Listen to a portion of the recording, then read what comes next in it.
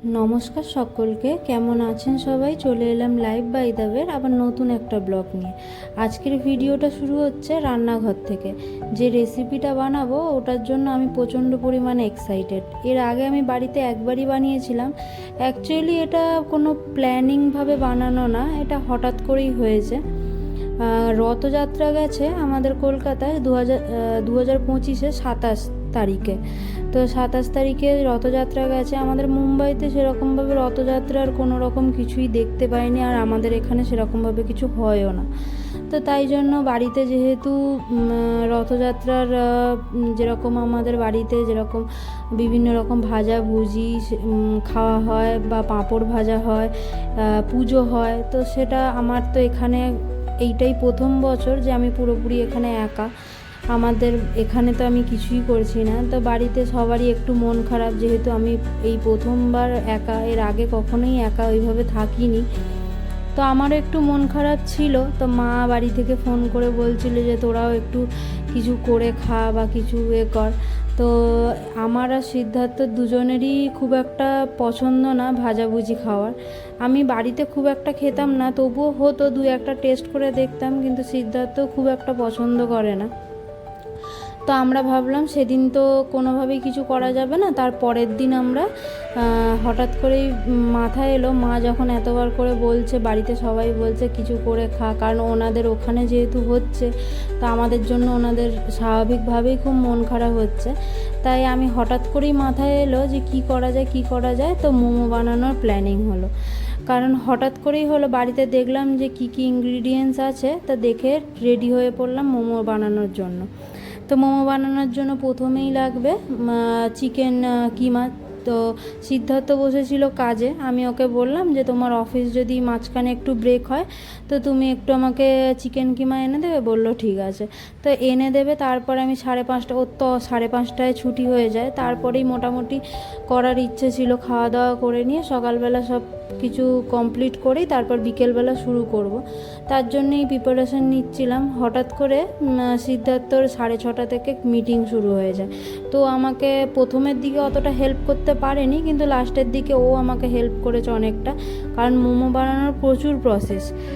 তো তাই জন্য প্রথমে তো যা যা কাটার কেটে নিলাম। প্রথমে আমার কাছে যেহেতু বাড়িতে বিনস ছিল না, গাজর আর ক্যাপসিকাম ছিল, তো আমি গাজরটা কুচি কুচি করে নিয়েছি, গ্রেট করে নিয়েছি, কিন্তু ক্যাপসিকামটা কুচি কুচি খুব একটা মিহি করতে পারছিলাম না বলে আমি একটু হালকা পেস্ট করে নিয়েছি। আর এইসব ভেজিসগুলো মুখে লাগলে খুব একটা ভালো লাগে না, হালকা মিহি করার জন্যই পেস্ট করে নিয়েছি। তারপরে লঙ্কা কুচিয়ে নিয়েছি, আদা রসুন ওগুলোও কুচিয়ে নিয়েছি। আর এদিকে পেঁয়াজটা পরে কাটছি, তার আগে কারণ আমাকে ময়দাটা ডো বানিয়ে রেখে দিতে হবে, তাহলে একটু ময়দার যে ছোট ছোট লেচিগুলো বানাবো ওগুলো ভালোভাবে হবে বলে, তাই জন্য আমি এদিকে মশলা কাটতে কাটতে আগে ময়দাটা মেখে নিচ্ছিলাম। তো ময়দাটা মেখে নিতে প্রথমে ময়দার মধ্যে একটুখানি সাদা তেল দিয়েছি, আর তার সঙ্গে আর কিছুই দেবো না, এটা ভালো করে একটুখানি ময়াম দিয়ে জল দিয়ে মেখে নিতে হবে। আমার সেদিনকারে চিকেন নিয়ে এসেছিলাম, চিকেন কিমা করে নিয়ে এসেছিলো ওই 300 গ্রাম মতন। 300 গ্রামের মধ্যে 250 গ্রাম মতন করেছিলাম, আর অল্প পরিমাণে স্টু বানিয়েছিলাম, ওতেই দিয়েছিলাম। তাতেও আমার চিকেন কিমাটা অনেকটাই বেশি হয়েছিল, কারণ যেহেতু মোমোর জন্য খুবই ছোট ছোট লেচি হয়, তাও অনেক কটাই হয়েছিল। আমরা রাতে বলতে গেলে ওটাই ডিনার করেছিলাম। তো তার জন্য প্রথমে তো সব কটা মেখে নিয়েছিলাম। আর এদিকে আমি বানাচ্ছি মোমোর চাটনিটা। তার জন্য প্রথমে তো লঙ্কা আর রসুন আর টমেটো তিনটেকে শুকনো কড়ার মধ্যে ভেজে নিতে হবে হালকা হালকা, একটু গায়ে একটু কালো কালো ভাব হয়ে এলে, একটু চ্যাঁক লাগলেই তারপরেই তুলে নিতে হবে। তুলে নিয়ে তারপর ওটাকে মিক্সিতে একটু ঘুরিয়ে নিতে হবে। তারপর ওর উপরে এবার সাদা তেল দিয়ে ওটাকে ভালোভাবে, এবার নুন দিতে হবে, গোলমরিচের গুঁড়ো, তারপর স্বাদ অনুযায়ী হালকা একটু, খুবই সামান্য একটুখানি চিনি দিতে হবে। দিয়ে ওটাকে ভালো মতন গরম তেলের মধ্যে ভালো মতন নাড়াচাড়া করলেই তৈরি হয়ে যাবে সসটা। তো পুরোটাই আমি এর আগে একবার এই জিনিসটা মোমোটা বাড়িতে বানিয়েছিলাম, তো তো বেশ ভালোই লেগেছে। আর মোমো খেতে তো আমাদের সবারই খুবই ভালো লাগে, মানে এমন মনে হয় না কেউ আছে যে ফাস্টফুড খেতে পছন্দ করে না। তার মধ্যেও মোমো আমার তো খুবই মানে প্রিয় একটা খাবার। তো বাড়িতে একবার বানিয়েছিলাম, বাড়িতে যখন বানিয়েছিলাম মোমো আর মোমোর সসটা ভালো হয়েছিল, স্যুপটা মোটামুটি হয়েছিল। তো যাক, এবারে ট্রাই করা যাবে। এটা আমার দ্বিতীয়বার ট্রাই করছি। এবারেও মোটামুটি ইউটিউব দেখে সব কিছু ঘেঁটেই তারপরেই তৈরি করছি। নিজে নিজে কিছুটা করছি, সিদ্ধার্থও কিছুটা আমাকে হেল্প করে দিয়েছিল। তো অ্যাকচুয়ালি রথযাত্রার দিন করিনি, রথযাত্রার পরের দিন করেছি, কারণ সেই দিন তো যেহেতু মাংস খেতে নেই, আর সেই দিন কোনো রকম আমাদের প্রিপারেশন ছিল না, যেহেতু মা বলছিল যে কিছু বানা, তাই জন্য আমি ভাবলাম যে আমাদের যেটা ভালো লাগে সেটাই বানিয়ে খাই, তাতে মা যে শুনেও খুশি হবে আর আমাদেরও কিছু না কিছু একটা খাওয়া হবে। তার মধ্যে চিকেন খাওয়াটা এখন বন্ধ করে দিয়েছি কিছু পার্সোনাল কারণের জন্য। তো এখন আমাদের বাড়িতে প্রায় গত 1 মাস ধরে চিকেন আসছে না। তো হঠাৎ মোমো বানাবো বলে তাই জন্য অল্পই একটু চিকেন নিয়ে এসেছিলাম। তো সেটা তো কিছুটা যে স্টাফিং তৈরি করেছিলাম তার মধ্যে একটুখানি এবার বেঁচেও গেছিলো। আর এদিকে বসিয়ে দিয়েছি, ওদিকে তো সসটা রেডি হয়ে গেছে, আর এদিকে বসিয়ে দিয়েছি স্যুপের জন্য। প্রথমে আমি স্যুপের জন্য বাটার ইউজ করেছি। এতে তোমরা যদি কেউ আমার এই রেসিপিটা দেখে করতে চাও তাহলে তোমরা সাদা তেলও ইউজ করতে পারো। তো আমি প্রথমে বাটার দিয়ে দিয়েছি। বাটারের মধ্যে ওই যে চিকেন কিমা কিছুটা নিয়ে এসেছিলো, ওর মধ্যে আমি কিছুটা তুলে এই যে স্যুপের মধ্যে দিয়ে দিয়েছি। এখানে স্যুপের মধ্যে দিয়েছি। এটাকে একটু ভাজা ভাজা হয়ে এলে হালকা একটু, যেহেতু আমার চিকেন কিমাটা একদমই ছোট ছোট করা, তাই জন্য বেশিক্ষণ সময় লাগেনি। অনেকেই চিকেন কিমাটা একটু বড় বড় মানে সাইজের দেয় স্যুপের মধ্যে, তাদেরকে আরেকটু বেশিক্ষণ ভেজে নিতে হবে। তারপর ওর মধ্যে জল দিয়ে দিতে হবে, আর তেজপাতা, গোলমরিচ গোটা দিলে খুবই ভালো। আমার কাছে গোটা ছিল না সেই মুহূর্তে, তাই জন্য আমি গুঁড়ো দিয়ে ওটাকে ভালো মতন ফুটিয়ে নিয়েছিলাম।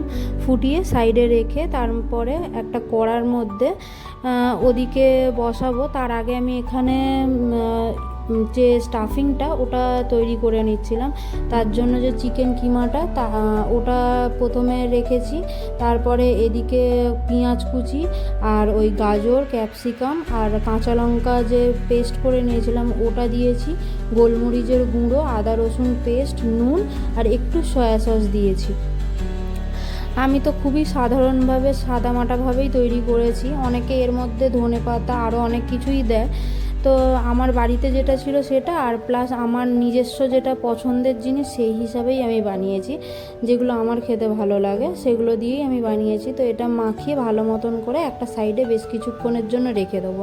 আর এদিকে দিয়েছি স্যুপের। এবারে এর পরের যে প্রসেসটা আছে সেটা করার জন্য এরপরেও আমি আবার বাটারই দিয়েছি। তোমরা যদি চাও তো এতে বাটারের মধ্যে বাটারের বদলে সাদা তেলও ইউজ করতে পারো, কিন্তু আমি বাটারটা দিচ্ছি যাতে খেতে ভালো লাগে, তাই জন্য বাটারটা দিচ্ছি। বাটার দিয়েছি, তারপর আদা রসুন ওর উপরেই গরম তেল মানে গরম বাটারের মধ্যে দিয়ে দিলাম। আদা রসুনটা ভালো মতন হালকা হালকা করে ভাজা ভাজা হয়ে এলেই ওতে দিয়ে দেবো গাজর আর বাঁধাকপির কিছু পাতা সরু সরু করে কেটে রেখেছি, ওটাকে ওর মধ্যে দিয়ে দেবো। দিয়ে ভালো মতন ভাজা ভাজা হয়ে আসবে। আর ওদিকে দেখতে পাচ্ছ ওই যে ময়দাটাকে আমি ভালো করে আগে দিয়ে মেখে রেখে দিয়েছি, যাতে ময়দাটা ভালো মতন মাখা হয়ে থাকে। এটা আগে থেকে মেখে রাখলে বেশি ভালো হয়। যেহেতু আমি নিজেও জানি না, মোবাইল থেকে দেখছি, তো ওখানেই দেখেছিলাম যে মেখে রাখলে বেশি ভালো হয়, তো আমি তাই জন্য আগে দিয়ে মেখে রেখেছি। আর এদিকে ওই যে ফুটিয়ে রেখেছিলাম স্টুয়ের যে স্যুপটা ওটা দিয়ে দিলাম এর মধ্যে, আর হালকা একটুখানি সয়া সস দিয়েছি। আর এই যে সসটা যে তৈরি করছি, স্যুপটা যে তৈরি করছি ওই স্যুপের মধ্যেই একটুখানি লেবু যদি থাকে তো লেবুও দিতে পারো, যদি কারোর কাছে ভিনিগার থাকে তো ভিনিগারও দিতে পারো, অল্প একটু টেস্ট ব্যালেন্সের জন্য।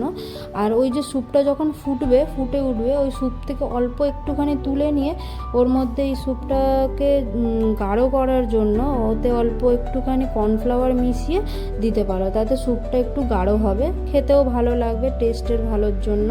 তারপরে ওদিকে সিদ্ধ করা মাংসটা তারপরেই দিয়ে দিলাম। দেওয়ার পরে ওটা ভালো মতন ফুটে এলো, নামিয়ে রেখে দিয়েছি। এবারেই তো মেন কঠিন কাজ, যেটা আমি একদমই পারি না। এর আগের বারে তো যখন বাড়িতে করেছিলাম, আমার এক জেঠু এসেছিলো, ওই জেঠিমাও কিছু হেল্প করেছিল, আমার মাও করে দিয়েছিল, কিন্তু এবারে তো আমাকে একাকেই করতে হবে, কারণ সিদ্ধার্থও করতে পারে না এই মোড়ানোর কাজটা। অন্যান্য সব কিছুই করে দিয়েছে, যেরকম পেঁয়াজ কেটে দেওয়া, অনেক কিছুই হেল্প করে দিয়েছে, কিন্তু এই যে মুড়ানোর কাজটা এটা আমাকেই করতে হবে। কি করে করব, এটার জন্যই তো আমার চিন্তা এসে গেছে। তো প্রথমে কি ভাবলাম যে না, ছোট ছোট করে লেচি বেলে করতে আমিও পারবো না ঠিকঠাক মতন, কারণ রুটির গোলই ঠিকঠাক হয় না, এত ছোট ছোট লেচির গোল কি করে হবে। তাই জন্য প্রথমে কি করলাম, বড় বড় গোল করে নিলাম, বড় বড় গোল করে তারপর ওটাকে গ্লাসের সাহায্যে ছোট ছোট ছোট ছোট গোল গোল কেটে ওটার মধ্যে তারপরে ওই যে স্টাফিংটা করে রেখেছি ওটাকে ভালো করে মুড়িয়ে তারপরে ওটাকে তো অনেকগুলো তৈরি করলাম। তারপরে ভাবলাম যে না, দুজন মিলে যদি একই, ও যেহেতু পারছে না এটা করতে, তো ও আমাকে ওই জন্য ওই বড় লেচিটা গোল করে দিচ্ছিলো, আর আমি এদিকে মুড়িয়ে নিচ্ছিলাম এই যে ছোট ছোট ছোট ছোট করে। অ্যাকচুয়ালি গ্লাসের সাহায্যে ওই যে গোল টাইপের যেটা, ওটা করলে না অনেক ছোট ছোট হয়, আর ওতে মানে হ্যাঁ এটা ঠিক যে মোমো অনেকগুলো হয়, কিন্তু ছোট ছোট ছোট ছোট হয় অনেক, মানে গ্লাসের যেহেতু গোলটা ছোট, তো ওই জন্য ছোট ছোট হয়।